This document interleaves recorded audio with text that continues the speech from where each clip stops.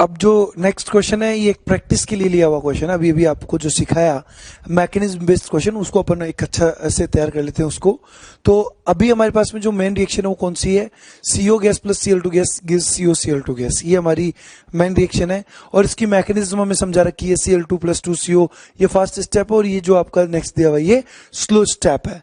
तो जब भी अब RDS की बात करेंगे, स्लो स्टेप आपका RDS रहेगा, तो यहां से जो रेट एक्सप्रेशन आएगा वो आ जाएगा, मान लो इसका जो कांस्टेंट है वो दिया हुआ, मान लो K दिया हुआ है, तो आ जाएगा K, या जाएगा COCl और क्या जाएगा Cl2 आ जाएगा।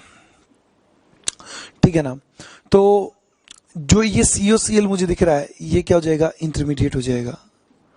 और इस इंटरमीडिएट को रिमूव करने के लिए ऊपर वाली स्टेप आप काम में ले सकते हैं। अब तो आपको पता चल ही रहा होगा K इक्विलिब्रियम इक्वल्स टू क्या जाएगा? COCl का whole square upon Cl2 2CO यानी कि CO का square.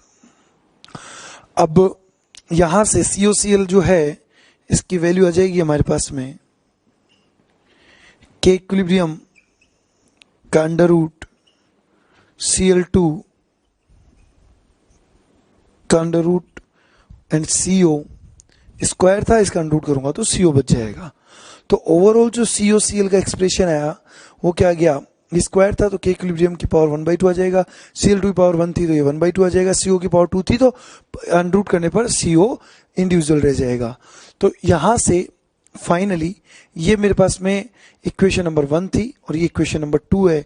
In equation number 1 and 2 से अपन कंपेयर करें तो जो R है वो क्या जाएगा? K इंटू K इक्विलिब्रियम, और COCl है इसको रिप्लेस कर दूंगा किससे? Cl2 की पावर 1/2 एंड CO, इसके अलावा ऑलरेडी मुझे क्या दिया हुआ है? Cl2 दिया हुआ है। तो यहां से Cl2 की पावर 1/2 और 1 कितना हो जाएगा?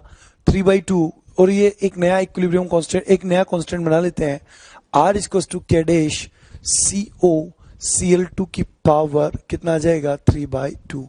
इसकी अगर मेरे को ऑर्डर की बात करता तो मैं क्या बोलता? 1.5 + 1 2.5। फ्रैक्शनल ऑर्डर का क्वेश्चन है। किस तरीके से हमने एक जो कॉम्प्लेक्स रिएक्शन है इसके मैकेनिज्म को समझा, स्टेप्स को समझा और उसके बाद में उसका फाइनल एक्सप्रेशन कैसे हम लोगों ने मैनेज किया, ये अब आपके सामने है।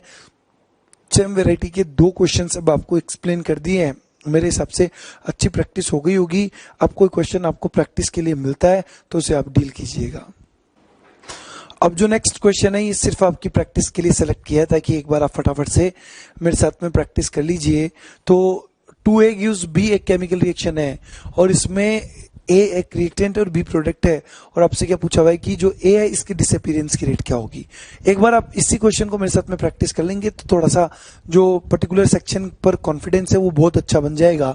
तो यहाँ पर मैं क्या बोलता हूं, सबसे पहले R फॉरवर्ड की बात कर लू मैं तो आ जाएगा K1 A की पावर 2, और R बैकवर्ड की बात कर लू मैं तो क्या जाएगा? K2 B की पावर 1। मुझे केवल किसकी बात करनी है? डिसअपीयरेंस की बात करनी है। किसकी? A की। तो याद आया, अब क्या बोलना है? R forward minus R backward बोलना है।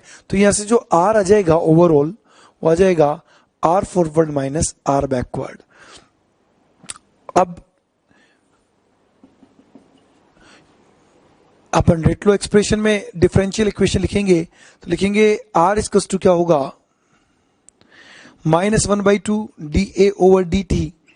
मुझे तो क्या चाहिए? -dA/dt चाहिए ना। तो -dA/dt इक्वल्स टू क्या हो जाएगा? Twice of R। और अब R को रिप्लेस कर दूंगा किससे? Equation number 1 from equation number 1 and 2। तो यहां से आ जाएगा -dA/dt is equals to twice of R forward minus R backward. R ये आ जाएगा -dA/dt equals to R forward की जगह ट्वाइस ऑफ R फॉरवर्ड की जगह क्या लिखूंगा? K1 A की पावर 2 माइनस यह जाएगा K2 B की पावर 1। यहां से -dA/dt फाइनल इक्वेशन बन रही है rate of disappearance equals to K को 2 को अंदर ले जाओ, ट्वाइस K1 A की पावर 2 माइनस ट्वाइस K2B की पावर 1। तो यहां ये एक केवल प्रैक्टिस के लिए लिया हुआ क्वेश्चन है स्टूडेंट्स। जब आपका पहले प्रैक्टिस सेशन चल रहा था उस टाइम पर भी बच्चों ने इस तरीके के क्वेश्चंस की काफी बार आस्किंग रखी, तो मैंने सोचा एक दो क्वेश्चन आपको डायरेक्ट प्रैक्टिस करवा देता हूँ, एक सभी स्टूडेंट्स के साथ में इंटरेक्शन भी हो जाएगा। तो यहाँ पर अब आपके सामने इसका फाइनल सॉल्यूशन है, इसको आप इजीली डील कर सकते हैं। एक ही क्राइटेरिया है, अगर मुझे मान लो रेट ऑफ फॉर्मेशन की बात करता किसकी, N2 B के, तो भी सेम बात चलती। लेकिन अगर मुझे डिसअपीयरेंस ऑफ B की बात करता तो मैं R forward minus R backward बोलता है, R backward minus R forward, तो मैं बोलता R backward minus R forward, क्योंकि बैकवर्ड में इसका डिसअपीयरेंस हो रहा है लेकिन फॉरवर्ड में क्या हो रहा है, अपीयरेंस। मुझे क्या चाहिए, अगर B का नेट डिसअपीयरेंस चाहिए तो सिचुएशन में मैं क्या बोलता, बैकवर्ड माइनस फॉरवर्ड, और A का डिसअपीयरेंस चाहिए था तो मैंने क्या बोला, फॉरवर्ड माइनस बैकवर्ड। समझ गए होंगे।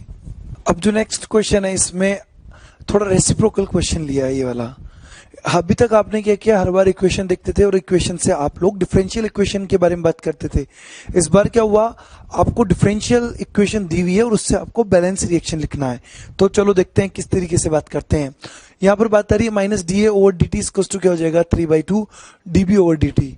तो मैं क्या इसको इस तरीके से भी लिख सकता हूं क्या, माइनस 1/3 को दिया D A over D T is equal to 1/2 dB over D T.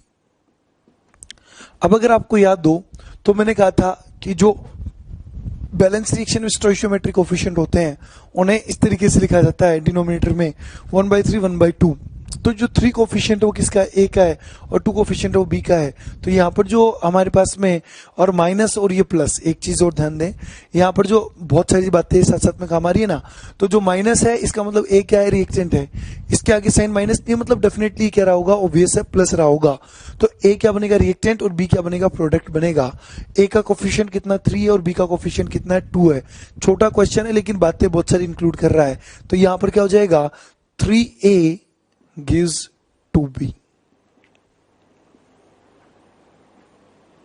ये फाइनल इक्वेशन हमारी बन रही है। अब जो नेक्स्ट क्वेश्चन है स्टूडेंट्स, इस तरीके के लेवल को भी हम लोगों ने देखा हुआ है, एक बार प्रैक्टिस के लिए हम लोग ये बात कर रहे हैं। तो यहाँ पर हमें DSO3 ओवर dt दिया 1.6 × 10⁻³ kg पर मिनट, और हमसे क्वेश्चन के अंदर पूछा हुआ है DSO2 ओवर dt क्या होगा। रिएक्शन लिखी हुई है बैलेंस। सबसे पहले एक इन्फॉर्मेशन जो दी हुई है और एक इन्फॉर्मेशन जो पूछी हुई है, उन दोनों को रिलेट करते हैं और फिर कैलकुलेशन को आगे बढ़ाएंगे।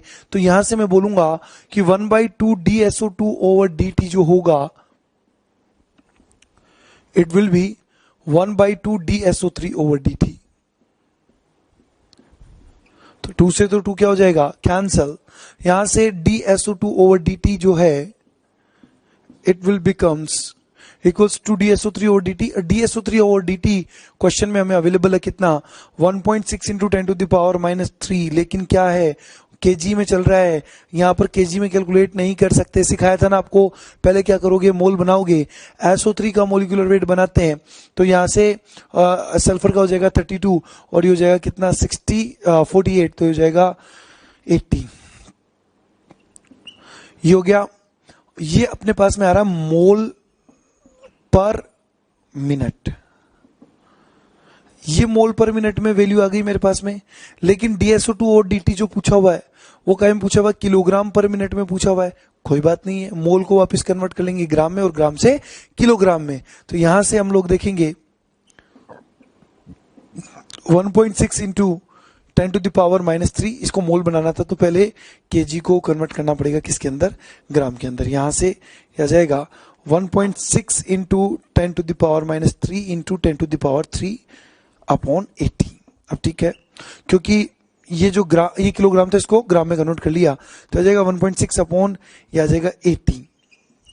ये मोल पर मिनट में आंसर आ रहा था, लेकिन अब इसे मोल को कन्वर्ट करना है किसके अंदर, किलोग्राम में। ठीक है, 1.6 अपॉन 80 मोल को किलोग्राम में कन्वर्ट करना है। तो SO2 का मोलिकुलर वेट कितना हो जाएगा, 64 × 10⁻³ ये आ जाता है आपके पास में ग्राम। 10⁻³ से मल्टीप्लाई करते क्या बन गया, किलोग्राम। यह आ जाएगा किलोग्राम पर मिनट। कुल मिलाकर के एक्सप्रेशन लिखा एक्सप्रेशन से मेरे पास में किलोग्राम पर मिनट को पहले कन्वर्ट करना पड़ा किसके अंदर, मोल पर मिनट में। मैंने आपसे पहले भी ये बात रखी है कि कभी भी कैलकुलेशन किसके अंदर डायरेक्ट नहीं कर सकते हैं, वेट के अंदर नहीं कर सकते हैं, उसे कन्वर्ट करना पड़ेगा किसके अंदर, मोल के अंदर कन्वर्ट करना पड़ेगा। तो हमने पहले इसका मोल बना लिया, मोल से वापस इसकी ग्राम में कन्वर्ट किया और ग्राम से वापस कहीं पर पहुंच गए, किलोग्राम में पहुंच गए। तो ये प्रैक्टिस पहले भी हुई हुई है, एक बार आपसे आपका जो यहाँ पर सेशन ले रहा था प्रैक्टिस का, उससे अब आपको ये वैरायटी अच्छे से क्लियर हो जाएगी। अब जो नेक्स्ट क्वेश्चन आपके सामने है, ये भी एक कंपटीशन एग्जाम का क्वेश्चन है और इस क्वेश्चन में थोड़ी एक डिफरेंट बात है, वो आपको मैं सिखा देता हूँ। डेटा बेस्ड क्वेश्चन ही एनालिसिस आपको खूब अच्छा सिखा दिया, अब इसमें थोड़ा डिफरेंस क्या है वो भी देख लेते हैं। जैसे हमने ये डिसाइड कर रखा है कि पहले एक को कांस्टेंट करेंगे, फिर दूसरे को, फिर दूसरे को कांस्टेंट करेंगे, तो पहले को स्टडी करेंगे। लेकिन अगर आप देख पा रहे हैं तो इस क्वेश्चन में x की कोई भी वैल्यू कांस्टेंट नजर नहीं आ रही है। अब इस सिचुएशन को कैसे डील करेंगे वो समझते हैं। जैसे पहले अगर मैं इन दो एक्सपेरिमेंट्स को चेक करूं शुरू वाले, तो यहां पर जो y है ये क्या है, कांस्टेंट है। x की कंसंट्रेशन क्या हो रही है, 2 टाइम्स हो रही है, और रेट क्या है, कांस्टेंट है। इसका मतलब x का डबल होने पर भी रेट पर कोई इफेक्ट नहीं आ रहा। इसका मतलब x के रेस्पेक्ट में जो रेट का ऑर्डर होगा वो कितना होगा, 0 होगा। अब बात करता हूं, अगर ये 0 ऑर्डर है तो इसका कांस्टेंट होना और नहीं होना अब हमारे लिए कोई मैटर नहीं करता, मतलब अब इसको इंक्लूड करना ही नहीं है। अब आप चाहो जिस एक्सपेरिमेंट से y को स्टडी कर सकते हो।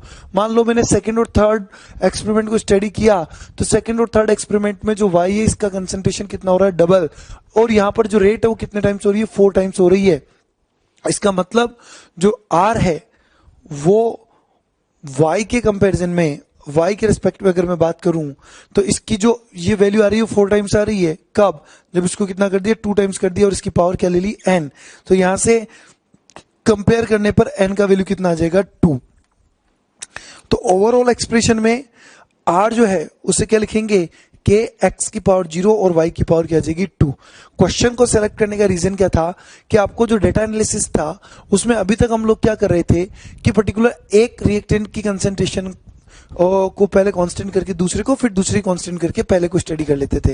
लेकिन इस बार क्या हुआ कि किसी एक रिएक्टेंट की किन्हीं भी एक्सपेरिमेंट में आपको कंसंट्रेशन कांस्टेंट मिल ही नहीं रही है। तो उस सिचुएशन में हम इसको किस तरीके से डील करते हैं, ये एग्जाम का ही क्वेश्चन है, एक अच्छा क्वेश्चन था, आपके साथ में शेयर किया।